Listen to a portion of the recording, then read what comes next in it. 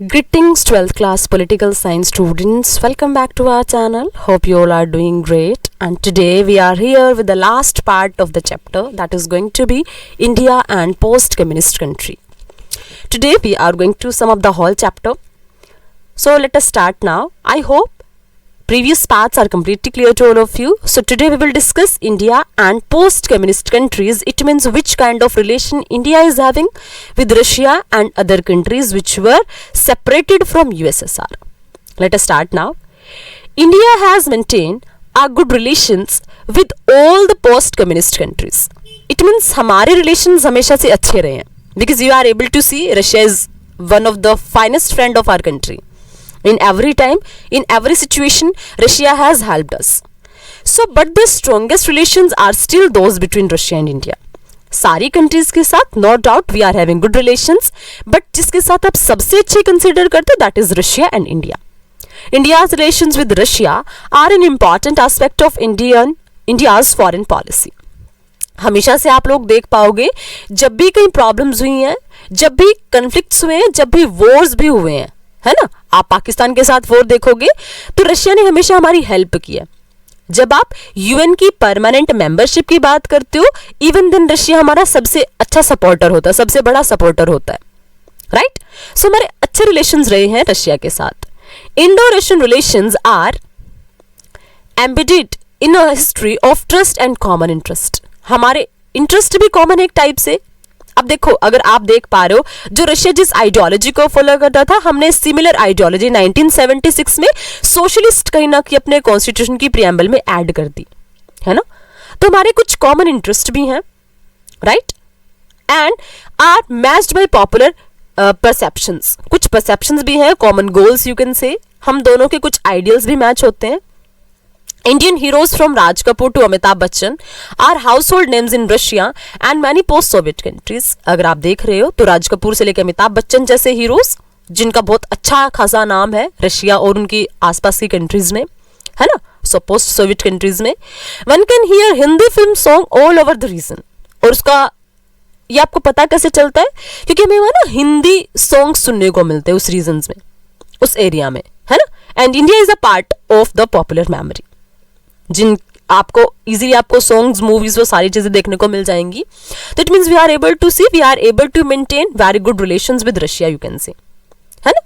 अब देखो आपको क्या करना है, पॉलिटिकल और इकोनॉमिक आइडियोलॉजी की जो आपको सिमिलैरिटीज देखने को मिल रही हैं. जैसे मैंने आप लोगों को बताया एक टाइप से जो हम कैपिटलिज्म को कोई भी फॉलो नहीं करता है, ना हम फॉलो करते हैं ना रशिया फॉलो कर रहा है ना. तो ऐसी आपको और कौन सी पॉलिटिकल और socialist you can say economic ideologies मिलती हैं which you can say that yes these are similar, तो you will have to make a list of that. अब Russia and India share a vision of a multipolar world order. अब multipolar क्या है, आप देखो क्या पढ़ रहे हो, you are reading end of bipolarity. It means आप क्या पढ़ रहे हो, एक ऐसा सिस्टम जिसमें टू पोल्स नहीं होते हैं, है ना, जिसमें दो पोल्स नहीं, एंड ऑफ बाइपोलैरिटी. यहां आप किसकी बात कर रहे हो, मल्टीपोलर वर्ल्ड ऑर्डर. मल्टीपोलर का मतलब जहां बहुत सारे पोल्स हों. ऐसा नहीं है कि वर्ल्ड की पावर को एक ही कंट्री कंट्रोल कर रही है, पूरे वर्ल्ड का एक ही सेंटर बना हुआ है ना. आज आप लोग देख पा रहे हो तो you are able to see the same thing, multipolar world. India भी अच्छी पोजीशन में है, चाइना भी अच्छी पोजीशन में है, रशिया अच्छी पोजीशन में है, जापान अच्छी पोजीशन में है, राइट, फ्रांस, है ना, United kingdom, you can see all this kind of countries. तो आज आप ये नहीं मान सकते ना कि वर्ल्ड का एक ही सेंटर है, दैट इज यूएस ओनली. तो आप देख पा रहे हो कि इंडिया और रशिया दोनों का एक विजन है कि वर्ल्ड में क्या होना चाहिए, वर्ल्ड में मल्टीपोलर वर्ल्ड होना चाहिए. What they mean by multipolar world. अब ये होता क्या, इससे पहले बेसिकली ये रीड कर लें, बॉलीवुड सटायर्स उज़्बेक पैशंस. अब देखो क्या है, 7 years after the Soviet Union collapsed, the Uzbek passion for Indian films continues. ये चीजें आज भी continuously वर्क करती हैं. Within month of the release of the latest film in India, pirate copies were already on sale in Uzbek capital Tashkent, है ना. Tashkent agreement आप लोगों ने सुना होगा. तो ताशकंद बेसिकली उज्बेक का पार्ट है, उज्बेकिस्तान का पार्ट. तो देखो क्या है कि कोई एक मूवी जो लेटेस्ट मूवी है उसकी कॉपीज ऑलरेडी उज्बेक में सेल हो जाती हैं. तो दैट इज शोइंग अस कि यस हमारे अच्छे रिलेशंस हैं. है ना। हालांकि सोवियत सिस्टम कोलैप्स हो गया, नो प्रॉब्लम इन दैट, हमारी मूवीज आज भी वहां पे अच्छा परफॉर्म करती हैं। Muhammad Sharif patrons a shop selling Indian film near one of the Tashkent biggest markets। अब एक पर्सन का एग्जाम्पल आपको गिवन है, मोहम्मद शरीफ, वो क्या करते हैं, उनका काम ही यही है। क्या काम है? इंडियन मूवीज को जो बिगेस्ट मार्केट है ना वहां पे सेल कर देना। उनकी शॉप है वहां पे जहां पर मूवीज को सेल किया जाता है। तो वो क्या है, he is Afghan who brings video from the Pakistani frontier tower Peshawar. वो क्या करते हैं, मतलब अफगान से है वो, पाकिस्तानी फ्रंटियर पेशावर से उन मूवीज को लेके आते हैं, मूवीज की वीडियोस को लेके आते हैं। There are many people who love Indian films here, I would say at least 70% of the people in Tashkent buy them. आप देख पा रहे हो कि कितने इंटरेस्टेड है वो लोग इंडियन कल्चर के रिगार्डिंग, इंडियन मूवीज के रिगार्डिंग, कि 70% लोग इंडियन मूवीज को देखते हैं। We sell about 100 videos a day. So you can see it's a very big amount, good amount. I would just had to put in an order for 1,000 more, right? He says the Uzbeks are Central Asian. They are part of Asia. They have a common culture. That's why they like Indian films. और सबसे important reason क्या है कि Uzbek क्या है, is the part of Central Asia, है ना। और Central Asia का तो it means they are having similar culture like us. And if we are having cultural similarity, उस basis पे वो लोग क्या करते हैं, Indian movies को पसंद करते हैं। And that's why the person is having a very good business, right? You are able to see by his wordings, right? Despite the shared history, for many Indians living in Uzbekistan, the passion the Uzbeks have for their films and film stars has come as a bit of a surprise. Wherever we go and meet local dignitaries, even ministers or cabinet minister, during our conversation, it is always mentioned, says Ashok Sharma from the Indian Embassy in Tashkent. This shows that Indian films, cultures, songs and especially Raj Kapoor have been household names here. मतलब आप देख पा रहे हो कि बहुत सारे लोग हैं जो वहां पे रह रहे हैं, उनका पैशन आज भी आप मूवीज, इंडियन मूवीज के लिए, इंडियन स्टार्स के लिए आप देख पा रहे हो, राइट? जब आप वहां जा रहे हो, किसी कॉमन लोगों से, बड़ी बड़ी डिग्निटरीज से भी मिल पा रहे हो, तो you are able to see they are connected with us. Raj Kapoor का नेम है ना, अलोंग विद दैट आप देख पा रहे हो कि they are connected with us. Most of them can sing some Hindi songs, बहुत सारे लोग हिंदी सॉन्ग्स गा भी सकते हैं। They may not know the meaning but their pronunciation is correct and they know how the music. वो क्या बोलते हैं कि हालांकि उनको मीनिंग नहीं पता, but even then they are singing it, right? And this is showing us that yes we are connected. He says, I have found out that almost all my neighbors can sing and play Hindi songs. This was really a big surprise to me when I came to Uzbekistan. है ना? वो क्या कह रहे कि मेरे लिए बहुत अच्छी एक टाइप से कहीं ना कहीं आप देख पा रहे हो कि मेरे लिए बहुत अच्छी बात है कि वो yes they are able to understand, right? कि वो इंडियन सॉन्ग्स को सुन पा रहे हैं, समझ पा रहे हैं। अब देखो क्या पढ़ रहे थे आप, basically you were reading multipolar world order. So is the coexistence of several powers in the international system। जब आप देख पाओगे कि वर्ल्ड में पावर का सिर्फ एक सेंटर नहीं होना चाहिए, वहां पर मल्टी सेंटर होने चाहिए इंटरनेशनल सिस्टम में। Collective security in which one attacks on any country is regarded as a threat to all countries and requires a collective response. अब देखो कलेक्टिव सिक्योरिटी का मतलब क्या होता है, collectively we will try to maintain security. Collective security में मतलब क्या होता है, one for all for one. इसका मतलब क्या हुआ, वन फॉर ऑल, कि अब देखो क्या है, हम सबके लिए एक टाइप से सिक्योरिटी हमारा मेजर कंसर्न है, एंड ऑल फॉर वन। अब क्या है कि अगर कोई एक के ऊपर अटैक करेगा तो सारे मिलकर उस अटैक को फेस करेंगे, that is all for one, है ना। वन फॉर ऑल, अगर कोई अटैक करा तो हम सारे एक हो जाएंगे उससे फाइट करने में, समझ आया। बट क्या है, security should not B compromised. ये है आपकी एक टाइप से कलेक्टिव सिक्योरिटी। अब हम दोनों चाहते कि कलेक्टिव सिक्योरिटी होनी चाहिए। Greater regionalism, negotiated settlement of international conflict. आपके जो रीजनलिज्म की बात है उसको भी आप टैकल करो अच्छे से जो आपकी नेगोशिएशंस है ना इंटरनेशनल कॉन्फ्लिक्ट्स को आप बातचीत के थ्रू सुलझाओ। ऐसा नहीं कि हर चीज का सोल्यूशन सिर्फ वॉर ही है, हालांकि आज आप लोग देख पा रहे हो कुछ अपोजिट हो रहा है रशिया और यूक्रेन की फाइट में, लेकिन फिर भी ये कॉमन आइडियोलॉजीज है हमारी। And independent foreign policy for all countries. ऐसा नहीं कि बड़ी कंट्री है तो छोटी कंट्रीज को रिप्रेस करके रखेगी, it should not be there. समझ आया, एक सभी की एक कॉमन इंडिपेंडेंट, सभी की कॉमन नहीं, इंडिपेंडेंट फॉरेन पॉलिसी होनी चाहिए। And decision making through bodies like the UN and should be strengthened, democratized and improved. जो यूएन के आपके डिसीजंस हैं वो सारे स्ट्रांगली स्ट्रेंथन होने चाहिए, सारी चीजों का डेमोक्रेटाइजेशन होना चाहिए, स्ट्रोंगनेस होनी चाहिए. More than 80 bilateral agreements have been signed between India and Russia as a part of Indo-Russia Strategic Agreement of 2001. आप देख पा रहे बायलैटरल, बायलैटरल मतलब क्या होता है, दोनों के बीच के एग्रीमेंट्स हो चुके हैं more than 80. तो you are able to see that yes, we are in a good link with Russia. India stands to benefit from its relationship with Russia on issues. अब देखो, आप देख पा रहे हो, मैंने आप लोगों को पहले भी बोला कि ट्रस्टवर्दी फ्रेंड है हमारा रशिया. जब भी हमें प्रॉब्लमेटिक सिचुएशन को फेस करना पड़ता है तो we are having always a good support from Russia. चाहे वो कश्मीर इशू लगा लो, एनर्जी सप्लाई लगा लो, शेयरिंग इन्फॉर्मेशन और इंटरनेशनल टेररिज्म, हर एक जगह आपको क्या देखने को मिलेगा कि रशिया आपकी कहीं ना कहीं हेल्प ही कर रहा है. Right, along with that access to Central Asia and balancing the relation with China, सब में आपको रशिया के अच्छे हेल्प देखने को मिलेगी. Russia stands to benefit from the relationship because India is the second largest arm market for Russia. देखो, हमेशा जब आप फॉरेन पॉलिसी को चलाते हो ना, हमेशा उसमें जो major factor that is your national interest. आप किसी भी चीज के साथ कॉम्प्रोमाइज कर सकते हो, but one thing that can never be compromise, that is your international, that is your national interest.